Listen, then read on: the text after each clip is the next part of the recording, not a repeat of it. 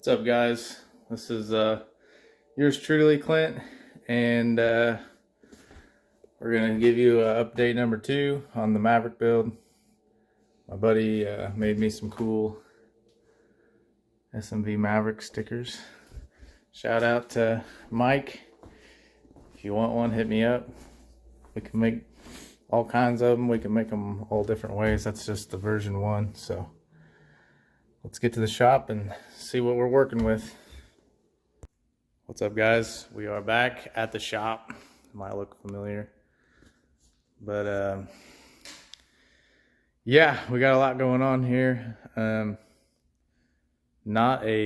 Just too many things I've wanted to do with it apart that it's almost like a sickness.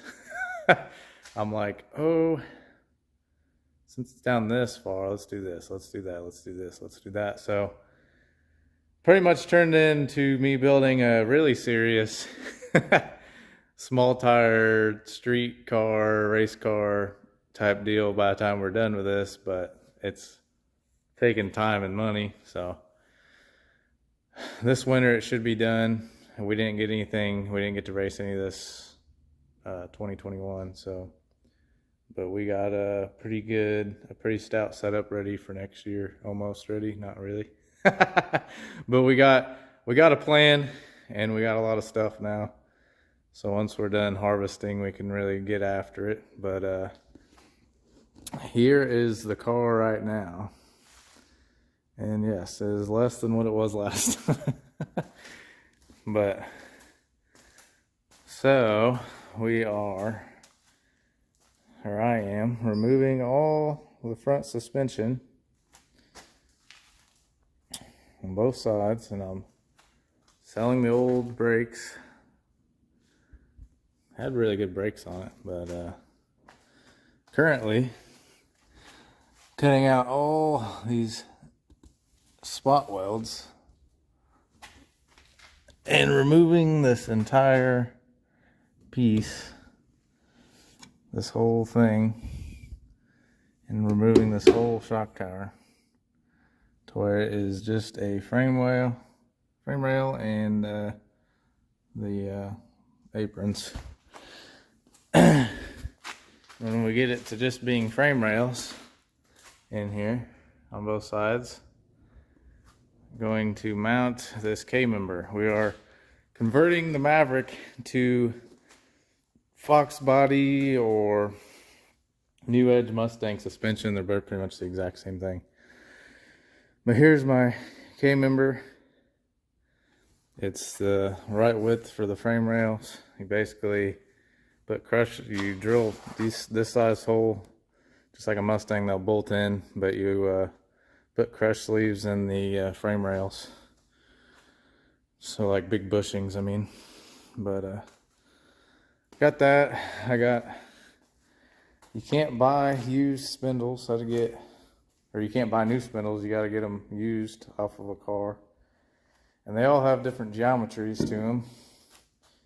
So I got me a set of 99 through 04 because they're set a little bit better geometry for bump steer. And they all work a little bit better. I got some other parts at the house, but that won't matter yet until we get this thing in. But I got me some Racecraft control arms. Been talking to a guy with a Maverick that's done this swap. The blue Coyote car and Coyote stock runs this front end, and he does like a wheelie every pass, so it's obviously it works. But I'm cutting them stupid shock towers out because they absolutely suck. And the reason why I finally caved in and done this is that I was about to throw everything in. I actually had the engine in it, and I could not for the life of me find a way to actually fit headers. I could fit them this way for the turbo, but coming around to this side, I was hitting the shock tower no matter how I did it. And I'd end up either having to custom make them or get some special ordered just for it to be a pain in the butt and almost be impossible to do spark plugs and everything else on. So we're gaining about 9 inches of room on each side is what that guy said. That is a lot of shock tower right there. So that will be amazing. I actually be able to pull ahead in the car if I have to, and actually work on the car or work on the engine in the car will be great. So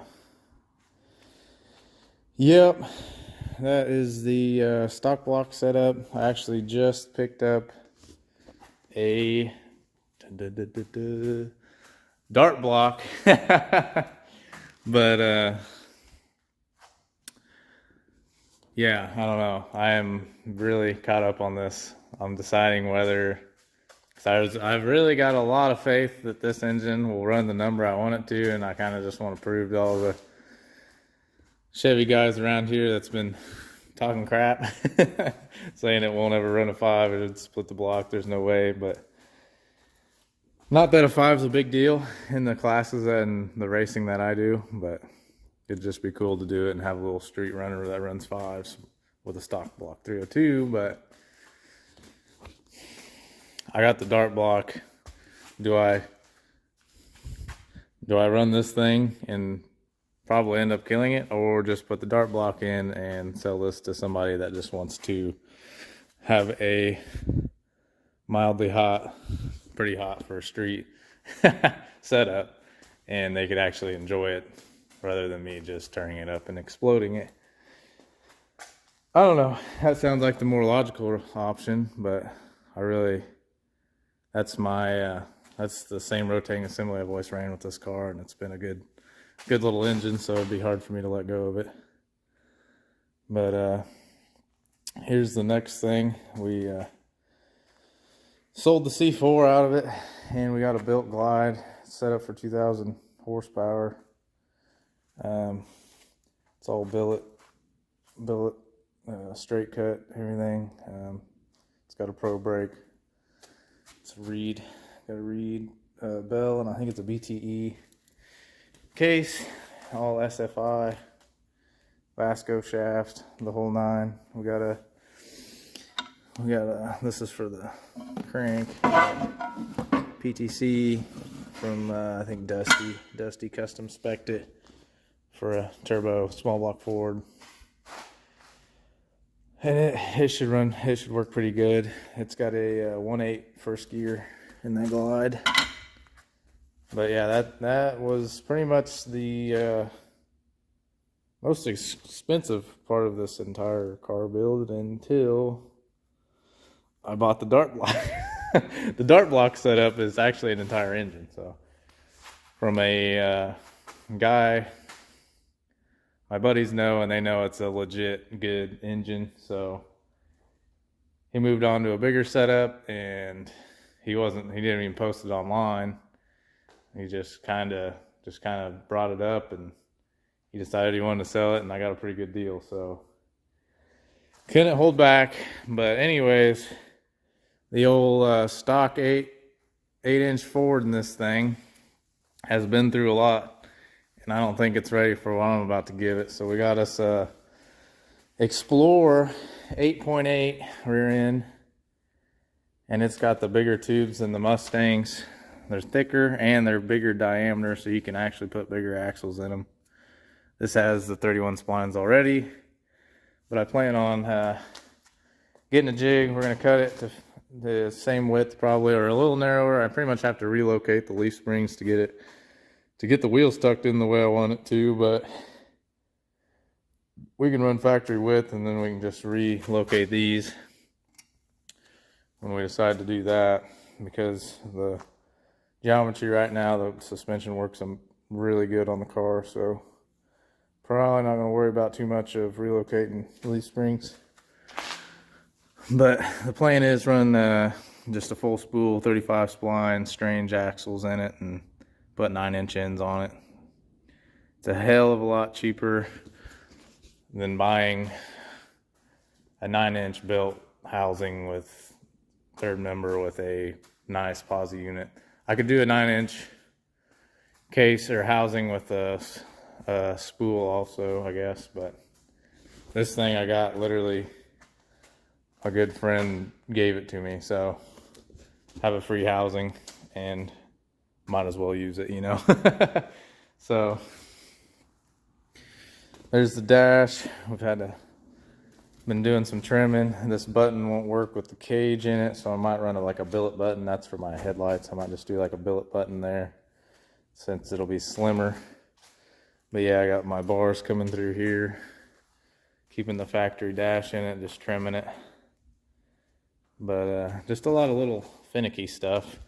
I was trying to run the factory front end, switched it to manual rack, and then now here we are. Completely changing it. But I got some bad to the bone coilovers for that Fox body front end that'll give me more travel than these monster 16-inch springs did. So the no prep game is going to be pretty strong.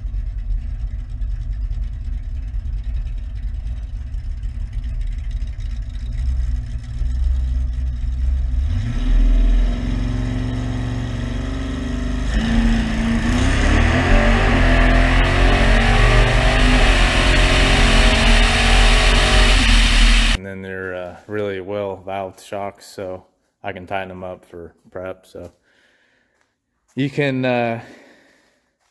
always take away travel, but you can't always get it back. You know, you can't get travel, but you can always take it away. So you might as well start with a lot of travel, get a shock with some good travel, and go from there. But it depends what you're trying to do.